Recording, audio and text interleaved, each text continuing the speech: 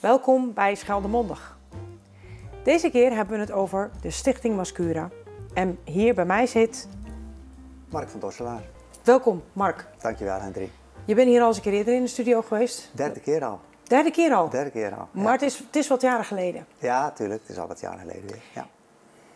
We hebben natuurlijk in de afgelopen periode een wat lastigere... een andersoortige periode meegemaakt dan we eigenlijk misschien wel zouden willen. Ja. In eerste plaats, wat doet de Stichting Mascura? Nou, de stichting is sinds de oprichting bezig met het verrassen van mensen die chronisch ziek zijn, langdurig ziek zijn of terminaal ziek. Wij proberen dus eigenlijk die mensen nog een hele fijne dag of een fijn moment te laten meemaken, zeg maar. Ja. En ons werkgebied is heel Zeeuws-Vlaanderen. Dus alleen Zeeuws-Vlaanderen, niet verder naar Vlaanderen of naar... Kijk, onze sponsoren komen uit Zeeuws-Vlaanderen en onze vrijwilligers zitten in Zeeuws-Vlaanderen. Dus we moeten ons ook beperken. We zouden best wel verder willen groeien, maar ja, dat is veel lastiger natuurlijk. En in deze setting gaat het eigenlijk best wel goed. Okay. Dus we laten het erbij voorlopig. Voor nu even. Voor nu wel, ja. Die mensen waar jij het over hebt, die je wil verrassen... mensen die ziek zijn, mensen die vooral langdurig ziek zijn, misschien ook wel ernstig ziek zijn. Het zijn natuurlijk vrij kwetsbare mensen. Zeker. In de meeste gevallen.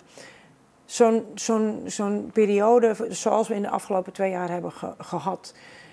Er kon weinig, er mocht ook weinig. Wat doet dat met de Stichting Mascura? Nou, we hebben ook het probleem gehad dat we sinds de eerste lockdown in 2020, zeg maar, toen hebben wij nog wel wat kaartenacties kunnen doen. We hebben nog een verrassing kunnen doen. Maar toen zijn we helemaal stilgevallen omdat niemand durfde meer aan te vragen. Omdat het natuurlijk zoveel problemen gaf en regeltjes. Dus we zijn een hele poos hebben we op non-actief gestaan. En dat is eigenlijk wel jammer. Ja. En sinds een paar maanden zijn we dus weer terug aan het opstarten, zeg maar. Okay. En omdat ik zelf een stapje terug doe, omdat ik 65 geworden ben en ik heb het nu 10 jaar gedaan, moeten er weer een aantal mensen worden opgeleid om dat over te nemen van mij. Dus daar ben ik nu mee bezig. En wat leuk. Ja. Zo proberen we dan toch de stichting continuïteit te geven eigenlijk. Het feit dat je in de afgelopen 2 jaar niet veel zieken kunt verrassen, gewoon uit de omstandigheden. Wat doet dat met zo'n stichting zelf, met de vrijwilligers, met de mensen? Ik bedoel... Ja, kijk, het is natuurlijk zo dat er een aantal vrijwilligers die zijn ermee gestopt. Ook vanwege hun leeftijd of omdat ze gezegd hebben van nu is toch wel het moment dat ik word wat ouder. Nu heeft het eigenlijk een paar jaar stilgelegen. En dat is wel jammer, maar aan de andere kant hebben we ook weer een aantal nieuwe vrijwilligers erbij. Dus dat hou je toch altijd. Want als je in die afgelopen 10 jaar kijkt, dan heb je altijd eigenlijk verloop gehad. En dat is nu uitzonderlijk wat meer. Maar goed, u praat ook over 2 jaar en over een uitzonderlijke periode. Dus belangrijk voor ons is eigenlijk dat we de juiste mensen nu hebben om ons werk weer te gaan kunnen doen. Ja. Jullie doen verrassingen voor volwassenen, maar ook voor kinderen volgens mij. Ook voor kinderen, ja. Kijk, we zijn er wel vrij uniek in, want je hebt in Nederland nog wel een stichting die bijvoorbeeld ambulance wenst. Die doet alleen maar met ambulances rijden. Ja. Dan heb je nog Make-A-Wish, dat is voor kinderen, puur alleen voor kinderen. Die doen hele grote dingen. En dan zijn er nog wel wat die alleen maar voor volwassenen zijn. Hè. Boottochten bijvoorbeeld worden er georganiseerd door een organisatie waar ik vanaf weet. Maar wij hebben ons eigenlijk daartoe niet beperkt. We hebben gezegd van voor iedereen in Zeeuws-Vlaanderen van 0 tot 100, zeg maar, die zijn onze doelgroep. Dus eigenlijk is de beperking Zeeuws-Vlaanderen? De beperking is alleen Zeeuws-Vlaanderen, ja. Als dat een beperking mag zijn natuurlijk. Maar... Daarnaast bij de intake hebben we ook nog wel een voorbehoud. We moeten namelijk we hebben een medisch adviseur. En dat is een huisarts. En die moet voor ons informeren bij de huisarts van de patiënt of die inderdaad wel onder de doelgroep valt. En dat is om te waarborgen natuurlijk dat niet mensen denken van het is iets leuks, ik ga dat aanvragen en dan kost het me niks. Ja. Dus daar hadden we in het begin al wel vragen over en toen hebben we gezegd van dat moeten we goed afgrendelen.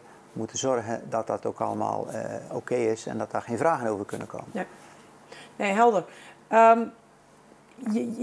Stel je kent iemand in je omgeving en die is ziek en die zou je misschien willen kijken of daar nog een verrassing voor mogelijk is.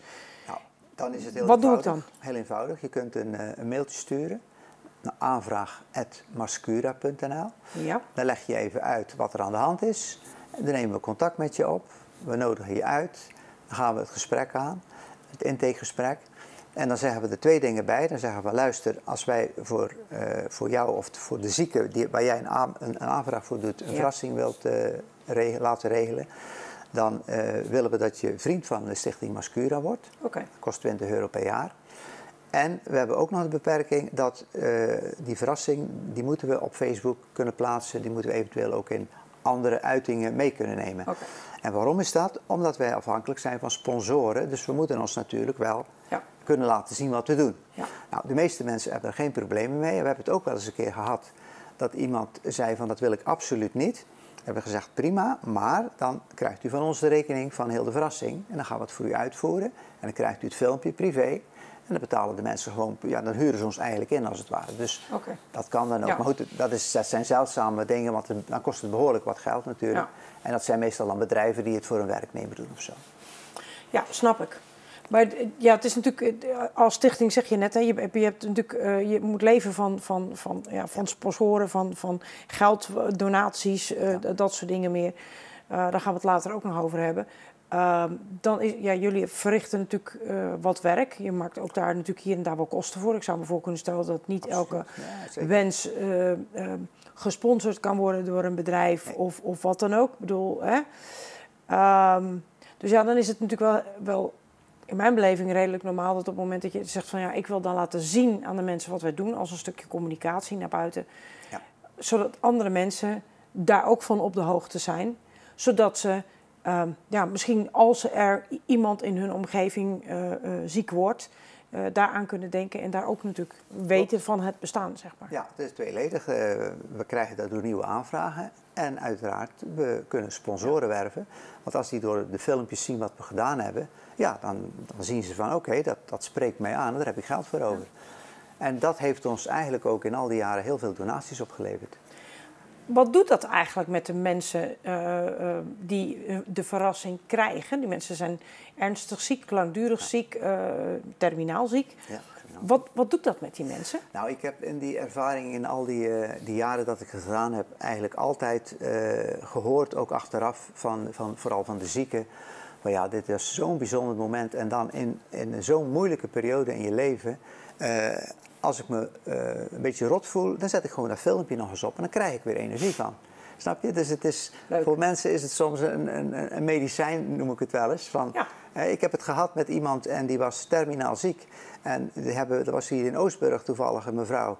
En nou goed, Adrie Oosterling is aan haar bed nog een speciaal privé-optreden komen verzorgen. Dat hebben we gefilmd, dat heb ik heel snel in elkaar gestoken, gemonteerd, teruggebracht. Ze lag in bed met de tv achter haar bed. En ik geloof dat ze nog 1 week of 10 dagen geleefd heeft. En die dochter vertelde me, zegt, iedere dag als het kon, moest ik dat filmpje opzetten. Heeft ze zeker maar 2 of 3 keer per dag naar gekeken. Geweldig. En iedere keer vond ze het weer geweldig. Dus snap je, dat is gewoon, ja, het is niet alleen voor de PR, maar het is ook voornamelijk voor de mensen zelf. En ook voor de familieleden. Want we doen bij grote verrassingen doen we ook altijd nog een filmavond organiseren. Dat betekent als de film klaar is, dat we alle mensen uitnodigen in een zaal. En de zieken erbij dan. Betrokkenen bedoel je? De betrokkenen, familieleden en degenen die er eventueel bij betrokken waren. Nou, dan laten we die film zien eerst aan hun. En dan een klein stukje van die film wordt dan de andere dag op Facebook geplaatst, zeg maar. Ja. Maar dan hebben ze zelf de hele film. Ja. Want dat is voor mensen ook veel leuker. Want als het een verrassing is die wel best wel wat geduurd heeft en zo, dan wil je daar wat meer materiaal van dan een filmpje van 3 minuten. Ja.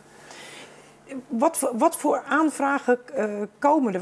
Wat voor aanvragen zou je kunnen doen? Zit daar een limiet op? Eigenlijk hebben we geen limieten. We hebben al de meest gekke dingen hebben kunnen realiseren. En dan denk ik wel eens van, goh, het is wel eens een uitdaging om iets te verzinnen. Want mensen komen nog alles van, ja, ik wil iets voor mijn zieke tante, maar ik weet helemaal niet waar ik ze mee kan verrassen. En daar zit ik al een hele tijd mee en nu ben ik toch maar gekomen. En dan zeg ik soms wel eens van, was maar iets eerder gekomen, want soms dan is het ook te laat. We hebben ook al gehad dat mensen veel te lang wachten, vooral bij terminaal zieken.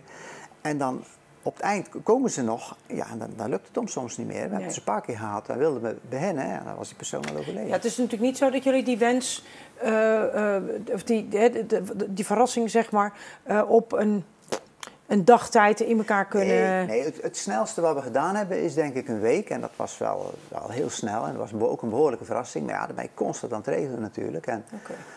Maar soms duurt het wel een paar maanden voor. We hebben bijvoorbeeld de kinderverrassing waar we straks naar gaan kijken. Ja. Nou, dat heeft denk ik aan voorbereiding. Daar zijn we wel 3 maanden van tevoren met een team van 20 mensen aan begonnen. Ja. Om dat allemaal goede banen te leiden. Maar nog even terug over wat dan een verrassing kan zijn, hè, waar mensen aan kunnen denken. Ik weet toevallig dat jullie dan ook ballonvaarten wel eens gedaan hebben met mensen. Klopt. Maar wat voor dingen kunnen we nog aan denken? Nou, we hebben ballonvaarten, mensen in een vliegtuig, in een zweefvliegtuig, met limousines ergens naartoe brengen. Een hele verrassingsdag. Mensen de hele dag van 's ochtends tot 's avonds van de ene verrassing in de andere. Krijgen ze een ontbijt en ze krijgen kleding en ze worden opgemaakt. En ja, dat gaat maar door. Dus dat is ook heel leuk natuurlijk. Ja. En dat is dan vooral voor mensen die al een hele tijd in een zwaar traject zitten en net even iets meer energie hebben, zeg maar, is dat een oppepper. Ja. En dan, we hebben ook hier in het Ledentheater hebben we eens een keer een lipdub gedaan voor iemand die heel ernstig ziek was. Dat ook met een hele crew was dat. En ja, dat was ook heel erg mooi om te doen. Dus we hebben met z'n allen een filmpje gemaakt voor die mevrouw. Ja, om zijn hart onder de riem te steken. Dus het kan eigenlijk van alles zijn. En voor kinderen doen we dan vaak wat grotere verrassingen. Dat we met een aantal bijvoorbeeld chronisch zieke kinderen, hebben we laatst gedaan, daar gaan we straks naar kijken ook. Die hebben we een hele middag uitgenodigd met hun broertjes en zusjes en hun ouders. En die hebben een hele middag entertained, zeg maar. Dat is leuk. Dus dat is ook leuk. Vind je het goed dat we nu even naar dat filmpje gaan kijken? Prima, ja.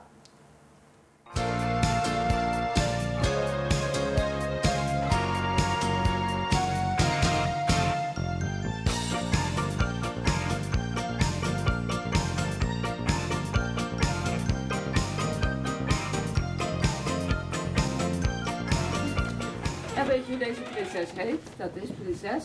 Hallo, ik ben prinses Diana. Diana, goedemiddag. Leuk dat je er bent.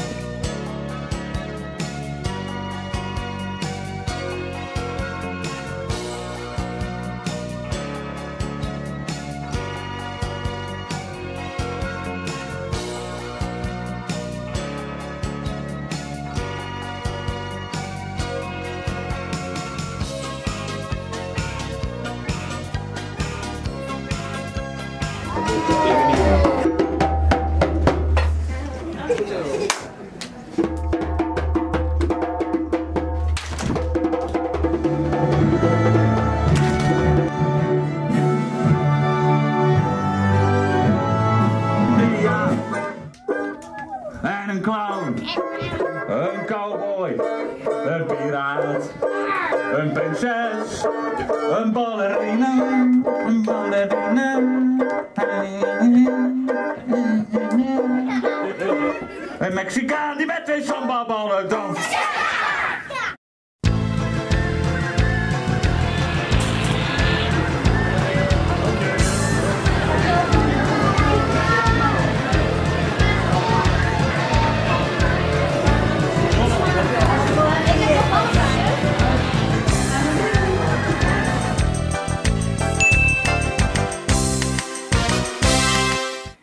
Inmiddels hebben hier aan de tafel plaatsgenomen Anko de Putter. Dat klopt. En Mary Liu. Hallo. Jullie zijn ambassadeurs van de Stichting Mascura. Dat klopt. Klopt, ja. Ja. Mag ik vragen, wat doet een ambassadeur van een stichting, Mary? Een ambassadeur zorgt eigenlijk, wat doet een ambassadeur? Die zorgt eigenlijk voor dat de stichting zichtbaar is. En dat mensen weten wat Mascura is. En wij zorgen daarnaast nog voor fondsenwerving.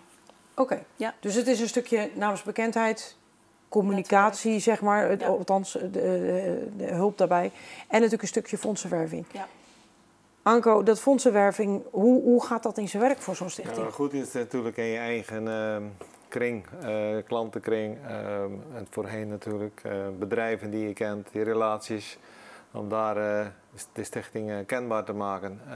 Ook te vertellen wat we doen met de stichting. Enthousiast te maken. En soms hebben ze er ook zelf mee te maken gehad. Dat ze daardoor toch genegen zijn om de stichting te steunen. Zowel als donateur, als vriend van Mascura of gewoon als sponsor. Alles is welkom natuurlijk. Daar heb je dus verschillende mogelijkheden in? Verschillende mogelijkheden wat dat betreft. We zijn natuurlijk met alles blij, maar ja, goed, we hebben een moeilijke tijd gehad. De coronatijd is achter de rug geweest natuurlijk. Is het deels stilgevallen, dus we moeten weer een beetje aan de bak zien te geraken. En ja, iedereen is natuurlijk weer met allerlei activiteiten bezig, dus het zal best lastig zijn. Maar goed, we proberen met onze ambassadeurs daar alle steun aan te geven om dat weer bij elkaar te krijgen. En de stichting levensvatbaar te houden, want dat is wel heel belangrijk. Ja. We hebben natuurlijk net Mark zijn verhaal gehoord over wat de stichting natuurlijk nog steeds doet. Mary, als je het hebt over bedrijven, gaat het echt alleen om bedrijven waar je om fondsenwerving daar contact mee zoekt?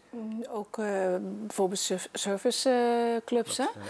Oké. En ook particulieren. Dus ik denk vooral, ja, iedereen maakt wel een ziekte mee, helaas, in zijn omgeving of zelf of wat dan ook. En ik denk dat ook wel de insteek is, dat je gewoon een hart hebt om iets te doen. Ja. En dat gaan wij doen, hè? Ja. Dus jullie staan nu in de startblokken om inderdaad Zeker, weer... Absoluut. Zeker, ja. We hebben natuurlijk weer al wat vergaderingen achter de rug, wat plannen gesmeed om weer wat te gaan organiseren. En proberen om weer wat sponsors en donateurs te krijgen wat dat betreft. Jij zei net iets organiseren. Wat bedoel je daar dan mee? Bijvoorbeeld dat er eerst aankomt is de benefietavond die op het plan staat voor 21 september. Ja. Dat is een leuke avond met ambiance en lekker hapje eten bij Mary. En natuurlijk geldenbundels in te krijgen voor onze stichting. Ja. En aanmelden kan, voor zover ik hier op de flyers zie staan, op www.mascura-benefiet.nl. Dat is helemaal juist. Ja. En dat is gewoon een avondvullend programma waarbij er natuurlijk geld opgehaald wordt voor de stichting, zeg maar. Ja.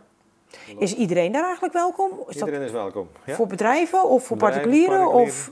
Maakt niet uit. Als je zegt, ik wil eens kennis maken met Mascura, is het een hele leuke avond denk ik om eens kennis te maken wat dat betreft. Maar het maakt niet uit of je dan particulier bent of bedrijven, noem maar op. Iedereen is welkom. Ja.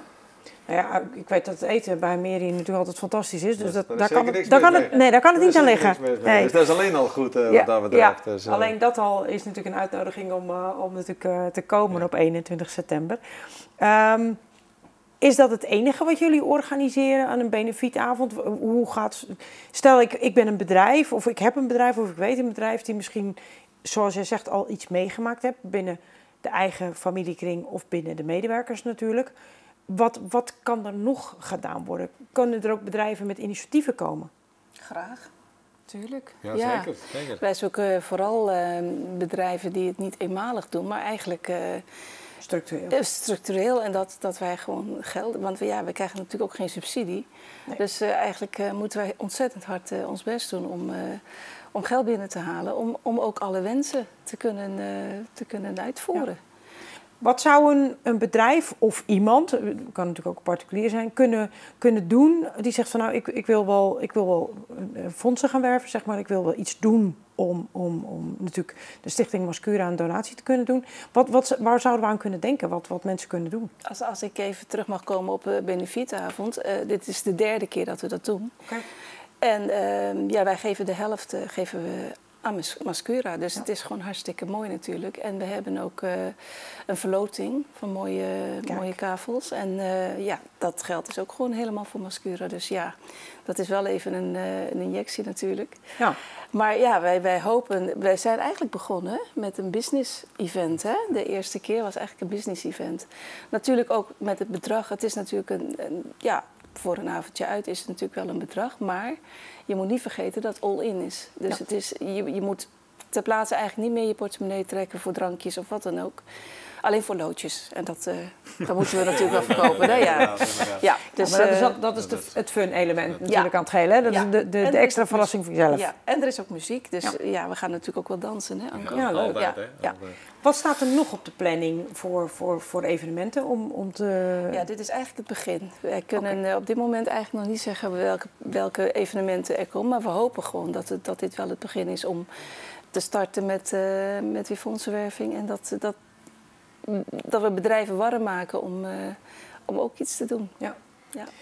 Daarnaast hebben we natuurlijk ook nog vrijwilligers nodig als er activiteiten zijn om vrijwilligers. Dus als je zegt, ik wil niet direct en geld iets doen, maar ik wil als vrijwilliger iets doen, is dat natuurlijk ook altijd heel welkom. En daarnaast hebben we ook in Sluizen en Hulst nog wel ambassadeurs nodig om de boel te bewerken. Dus dat is ook altijd nog iets wat iemand zou kunnen doen. Oké. En ja, goed, dan werk je toch ook mee aan de stichting om hem wat ruimer te maken en wat kenbaarder te maken. Iedereen draagt op zijn eigen manier zijn steentje bij aan eigenlijk vrijwillig, hè? Dus op zich is dat mooi. Ja. Ja. Ik zie hier een heel groot kalender liggen met de Stichting Mascura logo erop. Is dat ook een manier om geld in te zamelen? Nou ja, dit is eigenlijk, ik heb het meegenomen, ik kwam hem toevallig tegen. En dat is ook mijn eerste kennismaking met jou en met Stichting Mascura. Ja. Dus ik vond dat wel heel pakkend dat ik hem vandaag tegenkwam. Oké. Want ja, ik had er helemaal niet meer aan gedacht. En dat was ontzettend leuk om te doen. Ja. En toen ik ervan hoorde, zei ik van nou, ik wil dit gewoon doen. Ja. En zo ben ik er eigenlijk een beetje ingerold. Eerst als gewoon donateur. En later zijn wij eigenlijk elkaar tegengekomen en zeiden van nou laten we gewoon iets leuks doen. Ja. Met z'n allen. En daar is eigenlijk de ambassadeursgroep uit voortgekomen. Want ik denk ook wel dat we de andere ambassadeurs even moeten noemen.